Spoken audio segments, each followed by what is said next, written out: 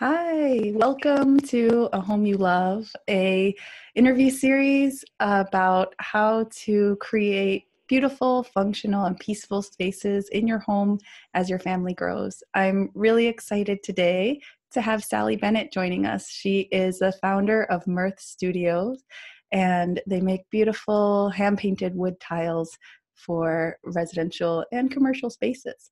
I will now turn it over to Sally. Sally, tell us a little bit more about what you do and how you started Mirth in the first place. Hi, thank you for having me. So we make, like you said, hardwood floor tiles, and what makes them different from every other flooring product in the market is that we actually hand paint the original designs before they get digitally printed onto individual tiles, and then we send them back to the flooring factory, and they get a commercial grade flooring finish. So they're very durable. You can use them on walls, floors, ceilings, commercial and residential. And I kind of got started by accident. I was a decorative painter in New York City for many years before launching this business, and we moved to Charleston, South Carolina, and bought a cute little house that needed a really big renovation.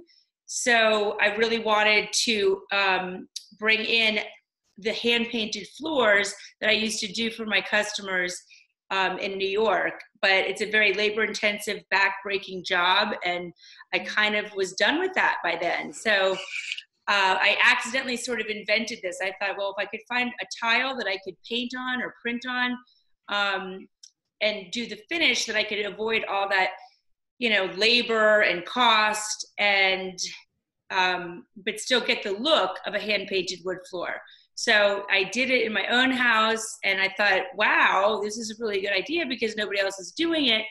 And it's kind of grown from there, and people have responded. And funny thing is, they've actually responded a lot to the designs that were originally created just for my house because it was my personal taste. And it turns out that a lot of other people like that as well. It's a little mix of traditional and retro and eclectic, and I kind of go from there. Oh, thank you so much. That's excellent. And can I ask, is that Mirth Studio tile behind you? It is. That's one of the original tiles that we've created.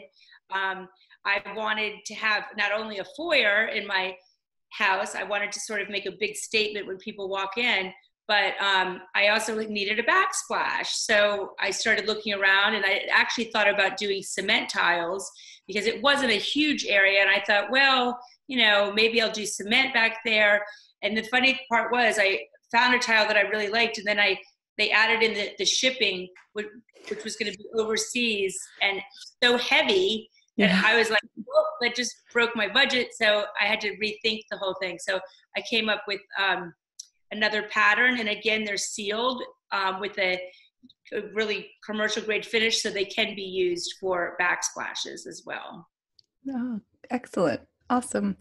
Well, thank you. One of the things that I would love to talk with you about is, what do you see as the elements of a beautiful, functional, peaceful space? I'd love to hear stories from your own home, but also how you feel like the work that you do contributes to that. So I have been thinking about that. I think that most importantly in a space, I'm a big believer in the communal workspace / kitchen. So I think that, everything seems to take place in the kitchen, no matter how a house is designed. Everybody congregates there. And in my family, I grew up in a house that had a sewing machine on the kitchen table and art projects, and we were always allowed to just make a big mess and spread them out and be very creative. So I've really thought about that in the design of my own home / homes, and I pretty much have come up with the same open concept kitchen with a nice big island, which I have in my house. I have a 10-foot island that can be multi-purpose. It could be a Lego building station. It could be a painting table. We could actually cook on it once in a while. but it's always there for a lot of projects. And that's important to me. And I also think that it's really important to have like light and to make a happy environment. So like I love white floors. Even though I have kids and dogs, I've always had white floors in the houses that I've owned. And kind of painting the floor white and having the white ceiling, it sort of opens up the space and you kind of feel like you're walking on clouds. So I usually start with like an open concept kitchen, white floors, and then I add like my accent areas. So this was really fun to start Mirth Studio because I needed to have a lot of areas to photograph, to build the company, to show people how they work, to figure out how they worked completely. And so I've installed them in like small sections. So I have like a living room, and I can transition from like the white floors to the living area.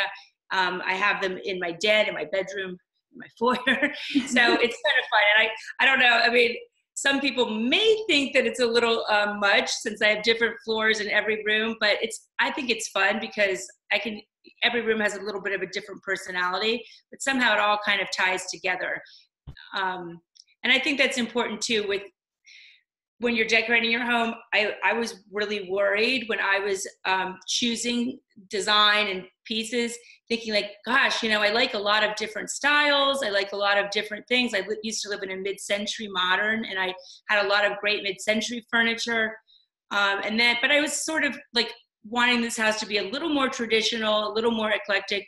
So I was worried about how it was all going to work together. And I realized that if you just sort of follow your gut and choose pieces and colors and elements that you just truly like, it all kind of works out. And I found it really interesting, like with my art collection, when I actually put it all together on like a gallery wall, I was like, wow, there's a continuous picture here of like, obviously it's colors that I like, things that I respond to. And I think people should probably take those kind of chances. I think a lot of people are afraid to do things because they're like, oh, it might not be good, but I think you just have to follow your instincts. I love that. And I come across that a lot with our clients as well, that, they really are drawn to something, but they're nervous that they might get bored of it after a little while. And I think the bold patterns and colors that you have in your tiles are really so happy and can bring a lot of life to a space. I feel like especially when kids are small, like it's easy to get too serious about the design of your space, and so to have those kind of pops of pattern and color is really fun. And I love that it's almost that by having different patterns in different rooms, the theme overall becomes pattern and color, and then anything can kind of fit in within that, right? So I love that. Could you share a story with us about, as a parent? A lot of our viewers are going to be parents or new soon to be parents. Would you share a story as a parent of something that you feel you did in your home that allowed it to grow and adapt as your family grew up as well? And I'd love to hear if your tile designs fit into that, or or if it's something else. To go back to the open concept kitchen and the way that I grew up, creativity was always like allowed. So there was never, my mom had like a sign in her kitchen that said, a clean house is the sign of a misspent life. And then she had another one that said, creative clutter is better than idle tidiness. So we were really allowed to be creative, and we weren't, I'm sure that my mom was kind of over the fact that there was always like paint around and crafts, but we all ended up, like, my sister went to school for fashion design, my brother is a chef, I'm an artist. We all sort of ended up in very creative careers. And I think that I really strive for that in my own family. I just want them to be able to feel like nothing is too precious. And with, all due respect, I mean, they're not allowed to trash the house, because obviously I care very much about what it looks like. But I think that, I've always like made it easy for them to either, do their homework or play toys or do a craft project. But the funny thing that recently happened is my daughter went off to college, and it was through the renovation of this house where we pretty much renovated every space. It used to have like 8-foot ceilings, and it was a dark, dingy space that had never been renovated. The last thing to do was her bathroom in her bedroom, and I waited and waited, and sadly it got finished right the week that she went off to college. Oh, no. I'm excited to have her come home for the holidays and actually get to use her bathroom that, but I mean, it kind of happens. It's like you get caught up in other things, and I have kids. She's 18, she's a freshman in college, and I have a 7-year-old son also. So we're constantly changing the way things work in a home. But I really think that ultimately, again, I will say that just the big workspace, the kitchen, somewhere that people can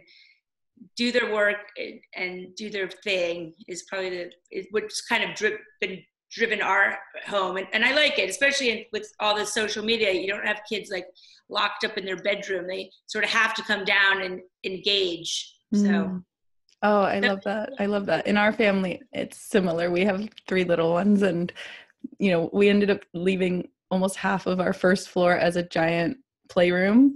But it's really open space for them to do what they need to do. And often there's Lego like everywhere, which drives me crazy, but they're building such beautiful structures from the Lego. It's like I'm always torn. And so I'm always kind of trying to find this balance between being okay with the mess, because trusting that there's this really powerful thread of creativity running through it, and that like I don't want to stifle that, so I love that. And similarly, our dining room table is, it's been a place where we've had sewing machines like you, and we've done lots of big projects. It's been covered in paint and marker, and we kept a table there that's very non-precious to us while our kids are little, so that we don't have to worry about anything, and we can really let them just kind of go for it. So I love it. When I designed this house, I knew that was going to happen, that we were going to have this big island that was going to be the center of it. So I did think about that beforehand. So I have cabinets that are just dedicated to craft supplies and books and Legos, so that it's great, because once you're sick of looking at everything, I can quickly like put everything back and start over again. That's a great tip. I think just having a space to tuck things out of sight, so that you can be open to the mess, but then have also the peaceful aspect of the tidy, right? Like, and just having doors, like even if it's a mess inside the cabinet, you just close it behind doors, and then you don't have to think about it, right? That's great. I love that. Thank you for sharing that. I'd love to hear a little bit more about, you said that customers really started to respond well to your designs and your tile when you first introduced them. Can you tell us a little bit more, maybe share a story about someone who installed your product in their home and how that affected the space? Sure. I mean, it's always such a thrill, like, especially when we first started, that like, oh my gosh, somebody's actually like paid for these and they're putting them in their home. And then to get the pictures, I mean, it was just so exciting to watch it all happen. And people, responding well to them and getting really excited. My husband always says that particularly women get really excited about them. When they see them, he said that you would think they're buying like a Louis Vuitton handbag, because they're like, oh my God, are these wood? Oh my God, these are so cool. Because they have never seen like wood tiles before. So to actually see them, get installed and used, like I said, is just really a thrill. But I particularly like working on custom projects with people. So when I lived in New York City, I was a decorative painter, and I worked with customers it was sort of back when it was very popular to do like a faux finish or a gilding or a mural or clouds on the ceiling. So I was always kind of working with customers, either with what they already had and how I could incorporate my art into their home, or sometimes we were starting from scratch. But so I really enjoy that part of it. And we've done some crazy custom projects, from like one that a client had, it was 4 different tiles to make up the design, and we struggled, and it was so difficult, and it was just trying to get the colors absolutely perfect. And she was on the West Coast and we were here, and we were many times I was like, if this one doesn't work, then I don't know if we can do this. Long story short, we just heard from her the other day, and she said the tiles look so gorgeous and we're ready to place another order. So that thrilled me. And we have another project here in Charleston where they renovated a historic home and used our tiles for their foyer, and they wanted some gold leaf, so we hand gilded them before we put the finish on. And those again it's very exciting. And we've done projects in Texas for a family that owns a lumber mill, so they wanted everything in their home wood, and they did stair risers and floors. And again, like, she flew out to Charleston where we worked on the colors, and she showed me all of her floor plans, and that was really rewarding to see that go in. But yeah. So I guess custom projects, I also work with a lot of designers. I've worked with Celery Kimball and Barclay Butera, where they sort of bring their vision, and then I usually do the hand painting, and we kind of come together, and that's always fun as well. Oh, that's great. Now, I know that you have a team supporting you, but do you still who does the painting of the designs, the initial one? And then can you talk to us a little bit more about that process? Sure. I mean, I'm the painter, and I guess that's also what kind of holds the collection together, even though we have some designs that are very modern and some that are much more traditional. But I think, they're all, with the exception, we do create some designs digitally, but usually they're hand painted by me, and that is my background. I mean, I studied painting in college and was, like I said, a decorative painter. But so we typically start with a hand painted design that I've created, either working with a client or just something that, came into my head. Or a lot of times it's something that a trend that I start to see in the design world, where, like, recently I've started to see a lot of, like, kind of fragmented patterns that don't necessarily repeat. And those seem to be very interesting to me. So I just did a collection like that. So if I get inspired by something, I can't wait to come home and do it. But so we hand paint the original, and then it gets digitally created onto the individual tiles, because it'd be very hard to paint them all by hand. But it'd be a lot of work, for sure. Yeah. Cool. But so, and I do have, I have a great team. I have a graphic designer that I work with, and wonderful office management. And actually my office manager was my nanny, and then we started business. And she was like, I was like, do you know how to make a packing slip, or do you know how to do QuickBooks?